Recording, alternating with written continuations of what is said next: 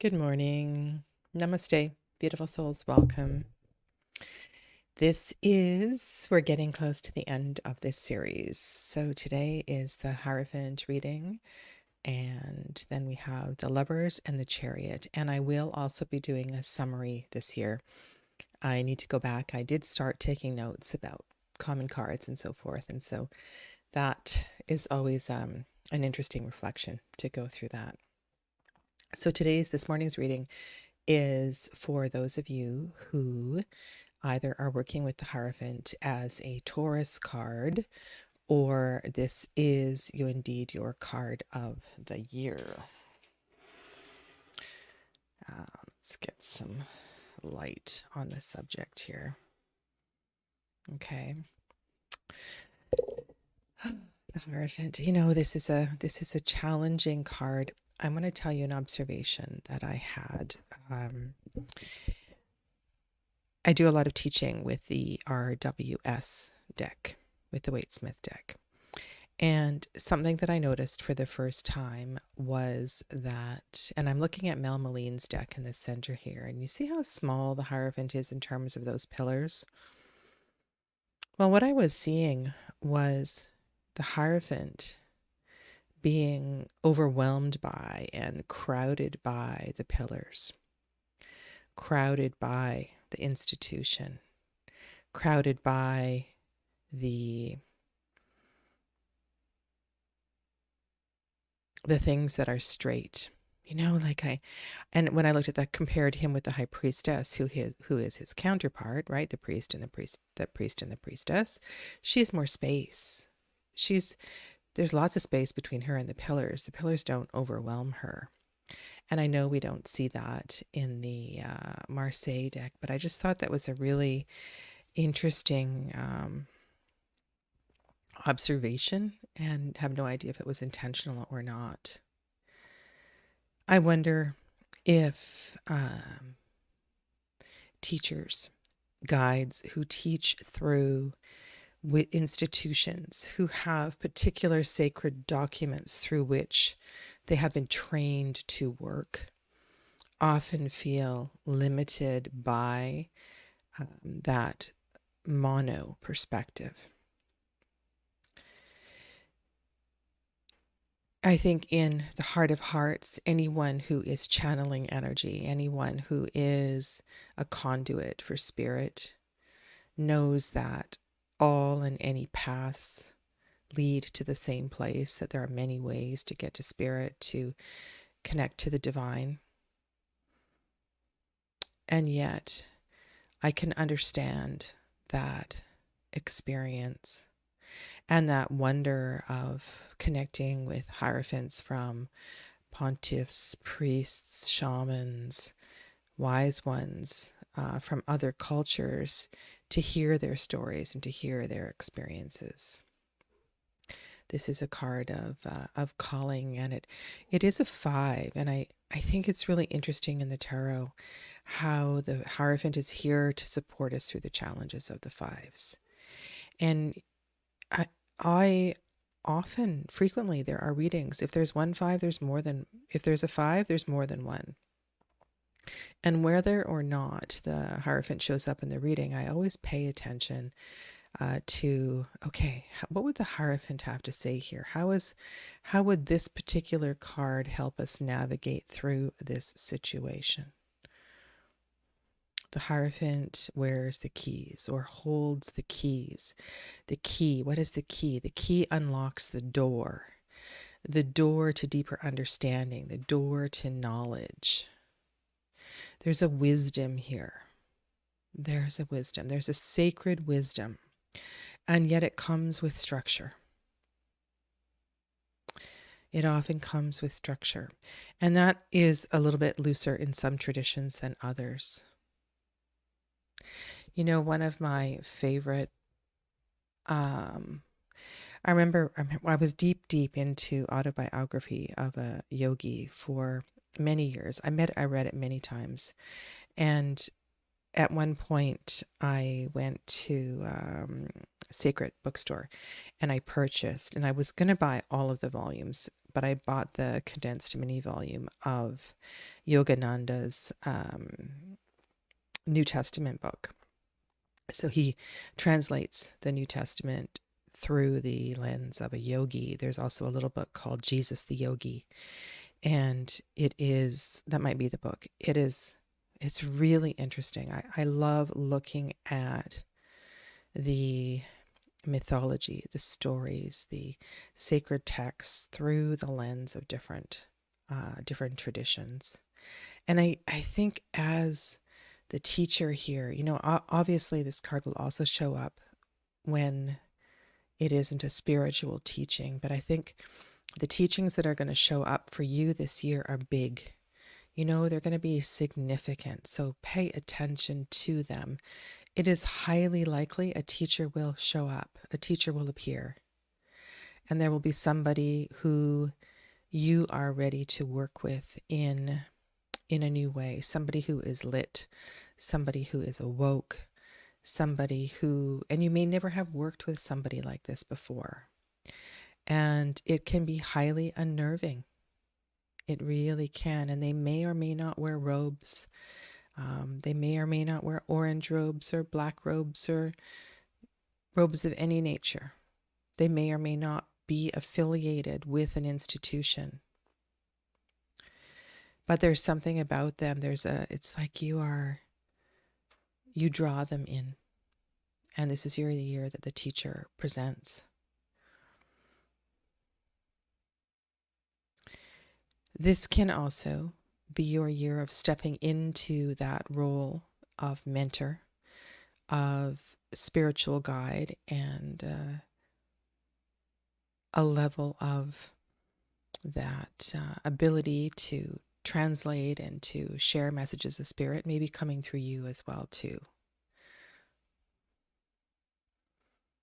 For example, if you had an intention to develop your mediumship skills, or you were organizing a like-minded group, something that you felt very passionate about. Now we're in Taurus energy here, so I really like the decks that have shamans and really earth-centric energy. It fits so well. The experience and the richness of connecting earth and spirit. So this might also be a direction that you go, right? In this, because this sign is also ruled by Venus. So there's a love of the ritual and the ornateness. I remember I used to go to these shamanic fires, and I would love, oh my God, the fire keepers put so much work into setting up the fires, and especially in the summer when the flowers were abundant and they would have petals of all around the fires, and everybody's offerings, it was so ornate and beautiful and sacred, and so much intention put into the ritual and the spiritual practice. So there may be something like that you want to take to the next level. That might be part of you joining a group. Maybe you step into a leadership role in your group. If you have an outdoor altar in a sort of a hidden public place, that might be something that you take to a whole new level to bring this connection between spirit and animal. Spirit, animal, and humans. And the reason I was thinking, I have so many thoughts coming through at the same time, is animals. If you have a, do you know what a sand painting practice is? It's kind of like having an altar out in nature. Particular instructions for developing one, but it's so interesting to observe when it's either encountered by other humans or animals or birds, and they take things or they move things, and to observe your response to that. So it's really interesting. Yeah. So we will be starting with the Venus planet today, and then going around. What other energies feel really important here? Maybe the red as well too. We need to pay attention to red. I'm fascinated with the correspondences of the red robes, usually in the emperor, and the red robes in the Hierophant, the Pope.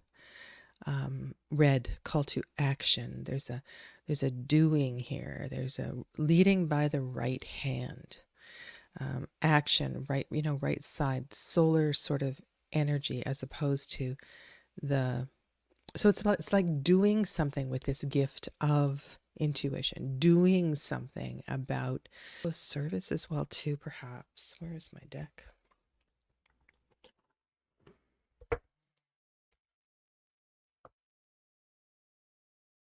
Don't be intimidated by this card. It can awaken something.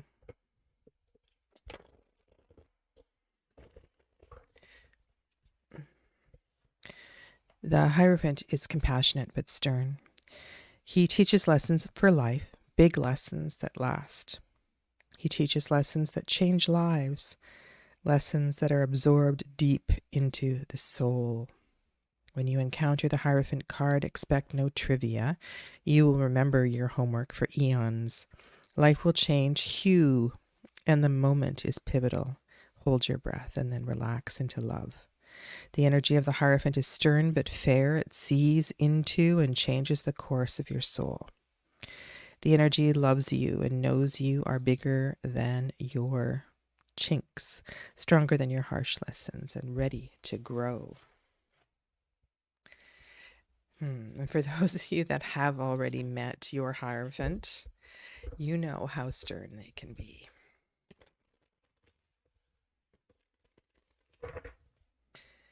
Moving you through great lessons and helping you to transform your physical body, your emotional body, awakening you to something greater.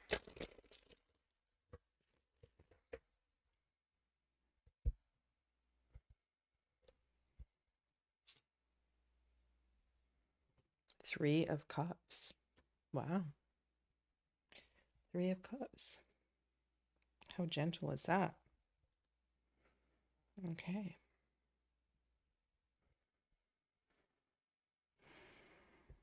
Maybe that is about circles and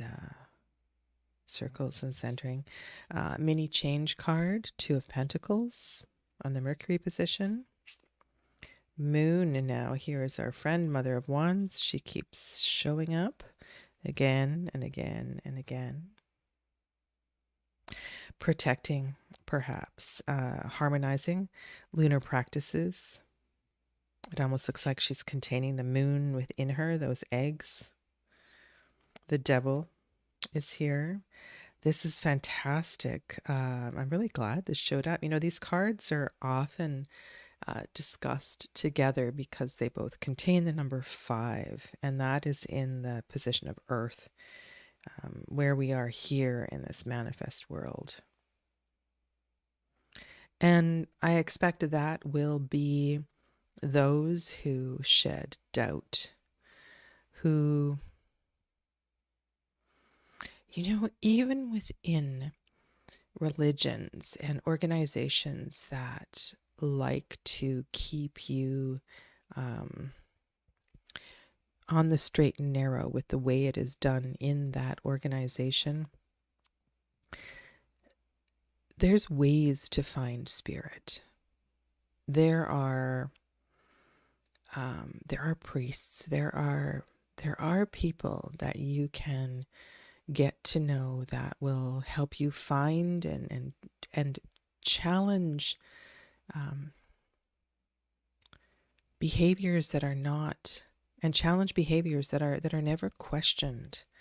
I have a story for you. I don't know if I'm going to share it. Death is in the Mars position. So the action here is to have no expectations. The action here, Mars, right? This is Mars. So this is Scorpio. Scorpio is also ruled by Mars. So the action here is to completely let go, to go into this year with a blank slate, as a blank slate. Be open to whatever teachings arise. Lots of majors. Hermit is in the Jupiter position. So this is deep, this is personal, um, getting you to learn and grow through your individual healing experiences. This is an earth, of course, an earth card as well too. This is mutable earth, changeable earth, expand. So again, a card that's wanting us to expand our fixedness. And the star, my goodness, wow, what a reading. Okay, let's go here. This is kind of interesting. So the star appears in Saturn. Saturn is Binah. Saturn is the great mother. Saturn is Father Time. Saturn teaches hard lessons. And the star is far off, far reaching, right? Star, far off, far reaching, as is Saturn. So,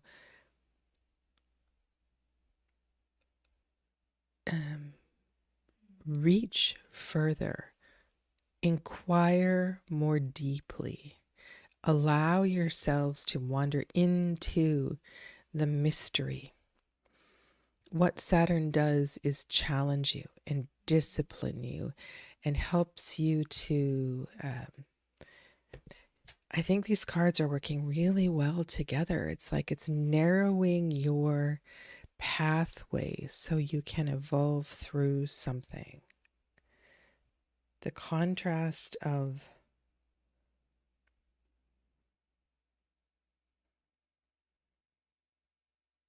this is an amazing set of cards. Okay, Moon. I don't know where to go. I really don't know where to go.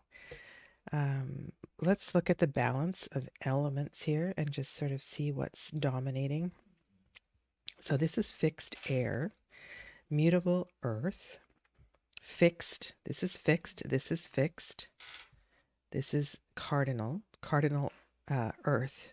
Earth, earth, earth. So you have all the earth elements here. You have this is a Capricorn card. This is Capricorn. Two of Pentacles, Two of Pentacles, and the Devil. One water card. Middle decan of Cancer. Mother of Wands. And there's no swords, but the star is here, which is fixed.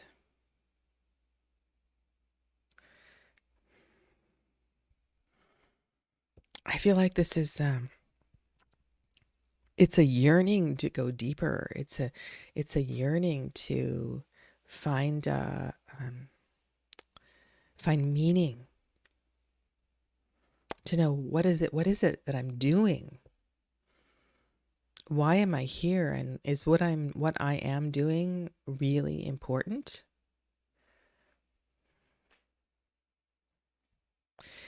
The anomaly, these little cards over on the left side are the anomaly, and I want to go into those a little more deeply. If this is resonating with you, then please join me for part 2, and then let's explore the relationship between these cardinal beginning cards with this big energy. Okay? Okay, so I'll see you soon. Thank you. Namaste.